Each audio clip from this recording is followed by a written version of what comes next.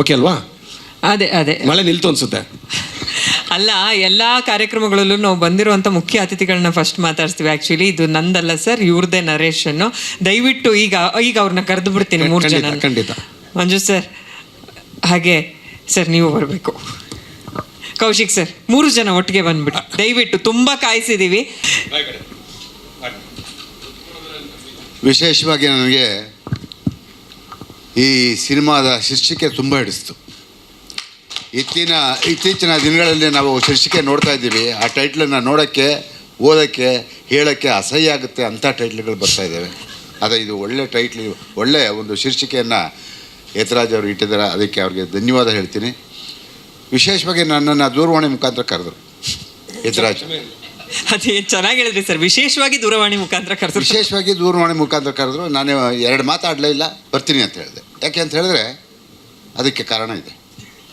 ರಾಜ್ಕುಮಾರ್ ಅವರು ಅಪಹರಣ ಆದಂಥ ಸಂದರ್ಭದಲ್ಲಿ ಹಳೇ ಚಲನಚಿತ್ರ ವಾಣಿಜ್ಯ ಮಂಡಳಿ ಇತ್ತು, ಹಳೇದು, ಈಗ ಹೊಸ ಬಿಲ್ಡಿಂಗ್ ಆಗಿದೆ. ಆವಾಗ ಕಾಂಪೌಂಡ್ ಇತ್ತು. ಅಲ್ಲಿ ಸಿಕ್ಕಾಪಟ್ಟೆ ಜನ ಸೇರಿದ್ದಾರೆ. ನಂದೇ ನಾಯಕತ್ವ. ಅಲ್ಲಿ ಎಲ್ಲರನ್ನೂ ಶಾಂತಿ ಮಾಡ್ತಾಯಿದ್ದೀನಿ. ಎಲ್ಲರನ್ನೂ ಶಾಂತಿಯಾಗಿರಿ, ಅಣ್ಣವ್ರು ಬರಬೇಕು, ನಾವು ಶಾಂತಿಯಾಗಿರಬೇಕು ಅಂತ ಹೇಳ್ಬಿಟ್ಟು ಎಲ್ಲರನ್ನೂ ಭಾಳಷ್ಟು ಬೇಡ್ಕೊಳ್ತಾ ಇದ್ದೀನಿ. ಇವರು ಕಾಂಪೌಂಡ್ ಮೇಲೆ ಕೂತ್ಕೊಂಡು ನನಗೆ ಆವಾಜ್ ಆಗ್ತಾವ್ರೆ, ರೇ ಏನು ಧೈರ್ಯ ಇಲ್ವಾ ನಿಮಗೆ, ಬನ್ನಿರಿ ಒಳಗೆ ಹೋಗೋಣ, ಹೊಡೆಯೋಣ, ಇದು ಮಾಡೋಣ, ಚಿಂತೆ ಮಾಡೋಣ ಅಂತ ಹೇಳ್ಬಿಟ್ಟು ನಾನು ಹೇಳಿದೆ. ನನಗೂ ಅಷ್ಟೇ ಇತ್ತು. ಆದರೆ ಸಮಯ ಸಂದರ್ಭ, ನಾನು ರಾಜ್ಕುಮಾರ್ ಹೊರಗಡೆ ಬರಬೇಕಲ್ಲ ಅಂತ ಇವ್ರನ್ನ ಸಮಾಧಾನ ಮಾಡಿದೆ. ಅವತ್ತು ಇವತ್ತು ನನಗೆ ನೆನಪಾಗ್ತಾಯಿದೆ. ಅವತ್ತಿಂದ ಸ್ನೇಹಿತರು.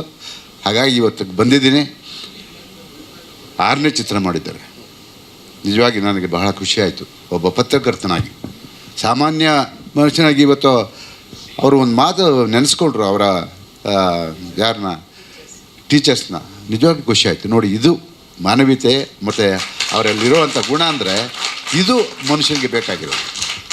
ಯಾರನ್ನೂ ಮರಿಬಾರ್ದು ಅನ್ನೋದಕ್ಕೆ ಇವತ್ತು ಯತಿರಾಜು ಈ ವೇದಿಕೆಯಲ್ಲಿ ಸಾಕ್ಷಿಯಾಗಿದೆ. ಹಾಗೆ ನಾನು ಇವತ್ತು ಮಧ್ಯಾಹ್ನ ಅವರಿಗೆ ದೂರವಾಣಿ ಮಾಡಿದೆ. ನಾನು ಕಾರ್ಯಕ್ರಮಕ್ಕೆ ಬರಲ್ಲ ಅಂತ ಹೇಳ್ಬಿಟ್ಟು ಹೇಳಿದ್ರು.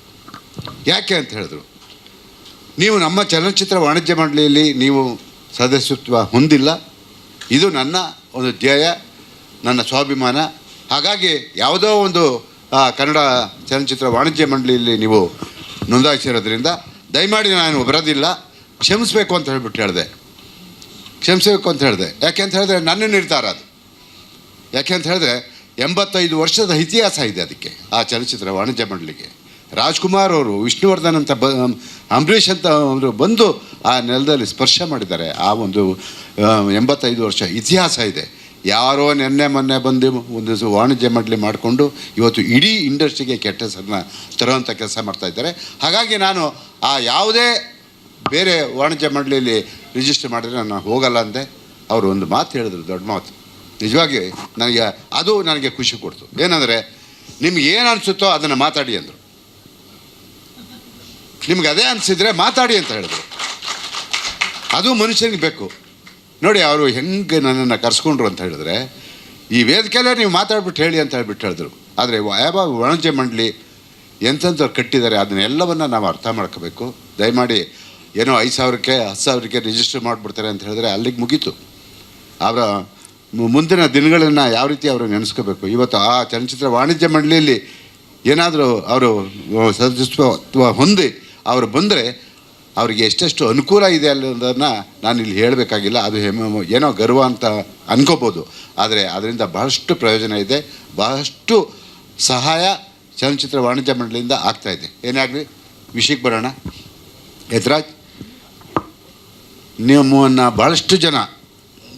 ಬಹಳಷ್ಟು ಜನ ನಮಗೆ, ವಿಶೇಷವಾಗಿ ಸುಂದರ್ಶ್ರೀ ಅವರು, ಯಾಕೆ ಅಂತ ಹೇಳಿದ್ರೆ ಭಾಳ ದೊಡ್ಡ ನಟಿ.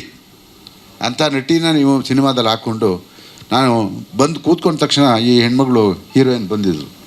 ಭವಿಷ್ಯ ಚೆನ್ನಾಗಿದೆ ಅಮ್ಮ, ಚೆನ್ನಾಗಿ ಮುಂದುವರಿ ಅಂತ ಹೇಳ್ಬಿಟ್ಟು ಹೇಳಿದೆ. ಯಾಕೆ ಅಂತ ಹೇಳಿದೆ, ಅವ್ರು ನೋಡಿದ ತಕ್ಷಣ ಗೊತ್ತಾಯಿತು. ಆ ಒಂದು ಶೀರ್ಷಿಕೆಗಳನ್ನು ಮತ್ತು ಇದನ್ನು ನೋಡ್ತಾ ಇದ್ದಾಗಲೇ ಗೊತ್ತಾಯಿತು ನನಗೆ ಒಳ್ಳೆ ಭವಿಷ್ಯ ಇದೆ ಅಂತ. ಈಗಾಗಲೇ ನಾಯಕ ಕೇಳ್ಕೊಂಡಿದ್ದೇನೆ. ನಮ್ಮೂರ ಕಡೆಯವರ? ಮೈಸೂರು. ನಮ್ಮದೇ ಮೈಸೂರಲ್ವ? ಹಾಗಾಗಿ ಇವತ್ತು ನಿಜವಾಗಿ ಅವ್ರು ಏನೇ ಮಾಡಿರಲಿ, ನನಗೆ ಇತ್ತೀಚಿನ ದಿನಗಳಲ್ಲಿ ಕನ್ನಡ ಚಿತ್ರಗಳ ಪರಿಸ್ಥಿತಿಯನ್ನು ನೋಡ್ತಾ ಇದ್ದರೆ ಭಾಳಷ್ಟು ನೋವಾಗ್ತಾ ಇದೆ. ಯಾಕೆ ಈ ಮಾತನ್ನು ಹೇಳ್ತಾ ಇದ್ದೀನಿ ಅಂತ ಹೇಳಿದ್ರೆ, ಇತ್ತೀಚಿನ ಸಣ್ಣ ಸಣ್ಣ ಚಿತ್ರಗಳು ಬರ್ತಾ ಇದ್ದಾವಲ್ಲ, ಅದೇ ಇವತ್ತು ಇಂಡಸ್ಟ್ರಿನ ಉಳಿಸಿರೋದು. ದೊಡ್ಡ ಚಿತ್ರದಿಂದ ಇಂಡಸ್ಟ್ರಿ ಉಳಿದಿದೆ ಅಂದ್ಕೋಬೇಡಿ ಯಾರೂ. ಚಿಕ್ಕ ಚಿಕ್ಕ ಚಿತ್ರಗಳಿಂದನೇ ಇವತ್ತು ಇಂಡಸ್ಟ್ರಿ ಉಳಿದಿರೋದು. ದೊಡ್ಡವರು 2 ವರ್ಷ 3 ವರ್ಷ 4 ವರ್ಷಕ್ಕೊಂದು ಪಿಕ್ಚರ್ ಮಾಡ್ತಾರೆ. ಆದರೆ ಇವರು ಇಲ್ಲದೇ ಇದ್ದರೆ ನಮ್ಮ ಸಿನಿಮಾ ಚಿತ್ರರಂಗ ಇರ್ತಿರಲಿಲ್ಲ. ಅಂಥ ಒಂದು ಪರಿಸ್ಥಿತಿ ಕರ್ನಾಟಕದಲ್ಲಿ ನಿರ್ಮಾಣ ಆಗಿದೆ. ಹಾಗಾಗಿ ಇವತ್ತು ಯಾವುದೇ ಧೈರ್ಯವಾಗಿ, ನನಗೆ ಯತಿರಾಜ್ ಧೈರ್ಯ ನೋಡಿದ್ರೆ ಭಾಳ ನನಗೆ ಖುಷಿಯಾಗುತ್ತೆ. ಯಾಕೆಂತೇಳಿ ಬೇಕದು, ಒಬ್ಬ ಕನ್ನಡಿಗನಿಗೆ ಅದು ಇರಬೇಕು, ಅದು ಇರಬೇಕು, ಜೊತೆಗೆ ಸ್ವಾಭಿಮಾನ ಇರಬೇಕು. ಆ ಎರಡನ್ನೂ ಕೂಡ ನಾನು ಯತಿರಾಜಲ್ಲಿ ಕಂಡಿದ್ದೀನಿ.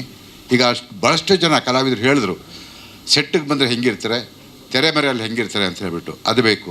ಹಾಗಾಗಿ ಇವತ್ತು ನಾನು ಸುಮಾರು 45 ವರ್ಷಗಳಿಂದ ಚಿತ್ರರಂಗದಲ್ಲಿ ನನ್ನ ಹೋರಾಟದಲ್ಲಿ ಎಲ್ಲರನ್ನೂ ನೋಡ್ಕೊಂಡು ಬಂದಿದ್ದೀನಿ.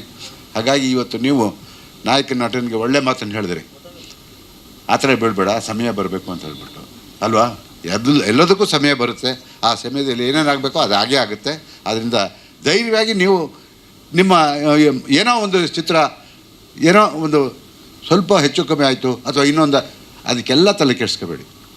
ಯಾಕೆಂದರೆ ಭವಿಷ್ಯ ಬಹಳ ಮುಖ್ಯ. ಹಾಗಾಗಿ ಇವತ್ತು ಈ ಚಿತ್ರ ನಾವೆಲ್ಲರೂ ಸೇರಿ ಗೆಲ್ಲಿಸೋಂಥ ಕೆಲಸ ಮಾಡೋಣ.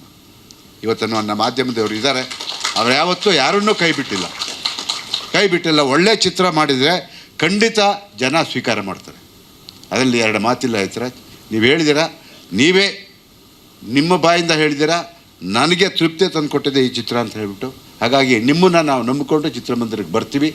ಇದು ನನ್ನ ಪ್ರೇಕ್ಷಕರಿಗೆ ನಾನು ಮನವಿ ಮಾಡ್ಕೊಳ್ತೀನಿ, ಇಂಥ ಹೊಸಬರಿಗೆ ಅವಕಾಶ ಮಾಡಿಕೊಡಿ ಅಂತ ಹೇಳ್ಬಿಟ್ಟು ಮತ್ತೊಮ್ಮೆ ಈ ಚಿತ್ರತಂಡಕ್ಕೆ ಮತ್ತು ವಿಶೇಷವಾಗಿ ಗೆಳೆಯ ಯತಿರಾಜ್ಗೆ ಒಳ್ಳೆಯದಾಗಲಿ, ಶುಭವಾಗಲಿ. ಇವತ್ತು ನಿರ್ಮಾಪಕರು ಬಂದಿಲ್ಲ, ಅವ್ರಿಗೂ ಕೂಡ ಒಳ್ಳೆಯದಾಗಲಿ. ಮುಂದೆ 10 ಚಿತ್ರಗಳನ್ನು ಮಾಡುವಂಥ ಶಕ್ತಿ ಅವ್ರಿಗೆ ಬರಲಿ ಅಂತಕ್ಕಂಥ ಮಾತನ್ನು ಈ ಸಂದರ್ಭದಲ್ಲಿ ಹೇಳ್ತಾ ಮತ್ತೊಮ್ಮೆ ನಮ್ಮ ಚಿತ್ರತಂಡಕ್ಕೆ ತಮಗೆ ಯಶಸ್ಸನ್ನು ಕೋರ್ತೀನಿ. ನಮಸ್ಕಾರ. ಅಣ್ಣ ಹೇಳಿದ್ದು ಕರೆಕ್ಟು. ಆಗಲೇ ಹೇಳಿದಾಗೆ ಬಿಗಿನಿಂಗಲ್ಲಿ ಪ್ರೊಡ್ಯೂಸರ್ಗೆ ಅದು ಹೊಸ ಸಿನಿಮಾ ಅಥವಾ ಸಿನಿಮಾ ಬಗ್ಗೆ ಅಷ್ಟು ಗೊತ್ತಿರಲಿಲ್ಲ. ಸೊ ಬೇರೆ ಕಡೆ ರಿಜಿಸ್ಟರ್ ಮಾಡಿಸಿದ್ರು. ಅದಾದ ನಂತರ ಈಗಲ್ಲ, 1.5 ವರ್ಷದ ಹಿಂದೆನೇ ನನಗೆ ಮೈನ್ ಮದರ್ ಚೇಂಬರ್ ಬಗ್ಗೆ ಕೇಳಿದ್ರು. ಅದ್ರದ್ದು ಡೀಟೇಲು ತರಿಸ್ಕೊಂಡ್ರು. ಮೋಸ್ಟ್ಲಿ ಅಪ್ಲಿಕೇಶನ್ ಫಿಲಪ್ ಮಾಡಿರ್ಬೋದು. ನೆಕ್ಸ್ಟ್ ಅವರು ಸಿನಿಮಾ ಮಾಡ್ತಿದ್ದಾರೆ, ಈ ವೇದಿಕೆಯಲ್ಲಿ ಹೇಳ್ತಾ ಇದ್ದೀನಿ. ಸಿನಿಮಾ ಮಾಡಿದಾಗಲೇ ಅವರು 100% ಇಲ್ಲಿ ನನಗೆ ಮೆಂಬರ್ ಆಗ್ತೀವಿ ಅಂತ ಹೇಳಿದ್ದಾರೆ. ಹಾಗಾಗಿ ನಾನು ನಿಮಗೆ ಧೈರ್ಯವಾಗಿ ಅಣ್ಣ ಅಲ್ಲೇ ಬಂದು ಹೇಳಿ ಅಂತ ಹೇಳಿದ್ದು. ನೆಕ್ಸ್ಟ್ ನಮಗೆ ಆ ಚೇಂಬರ್ಗೆ ಬಂದೇ ಬರ್ತೀವಿ ಅಷ್ಟೇ. ಇದಕ್ಕೆ ಪ್ರೊಡ್ಯೂಸರ್ ಪರವಾಗಿ ಆ ಮಾತನ್ನು ಹೇಳ್ತೀನಿ. ಸ್ವಾದಿಷ್ಟತೆಯ ಸ್ವಾದ, ತಾಜಾತನದ ಆಹ್ಲಾದ, ಉತ್ತಮ ಆರೋಗ್ಯ ಮತ್ತು ಹೆಚ್ಚಿನ ರೋಗ ನಿರೋಧಕ ಶಕ್ತಿಯ ವೃದ್ಧಿಗೆ ಈಗ ನಿಮಗೆ ಸಿಗುತ್ತಿದೆ ಉತ್ತಮ ಗುಣಮಟ್ಟದ ಪೌಷ್ಟಿಕಾಂಶ. Shri Vaidik millet health mix. ಇದು ಸಿರಿಧಾನ್ಯಗಳ ಸಂಪತ್ತು.